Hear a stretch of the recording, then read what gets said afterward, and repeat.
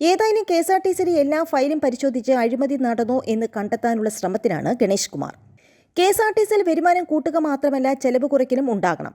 സ്വകാര്യ കമ്പനികളുടെ CSR fund സ്വീകരിക്കുവാനുള്ള ശ്രമം നടത്തും. തിങ്കൾ മുതൽ വ്യാഴം വരെ ഓഫീസിലുണ്ടാകും. MP മാർക്കും MLA മാർക്കും എപ്പോൾ വേണമെങ്കിലും കാണാം.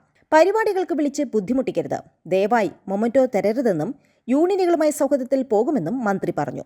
AI ക്യാമറ വകയിൽ കെൽട്രോണിന് കൈമാറുവാനുള്ള പണത്തിന്റെ കാര്യത്തിൽ പരിഹാരമുണ്ടാക്കും.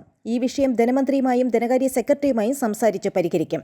ഒരുപാട് ആവശ്യങ്ങൾ ഉള്ളതിനാൽ പണം റോൾ ചെയ്താണ് ധനകാര്യ വകുപ്പ് കാര്യങ്ങൾ ചെയ്യുന്നത്. KSRTC അടക്കമുള്ളവർക്ക് കുറേ നാളുകളായി ശമ്പളം കൊടുക്കുന്നത് ധനകാര്യ വകുപ്പാണ്.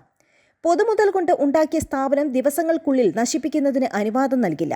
ബാറ്ററി ബസ്സുകൾ നിരത്തിലിറക്കിയിട്ട് 1 മാസമേ ആയുള്ളൂന്നും അത് ഇതുവരെയും കഴിയിട്ടില്ല എന്നും മന്ത്രി പറഞ്ഞു.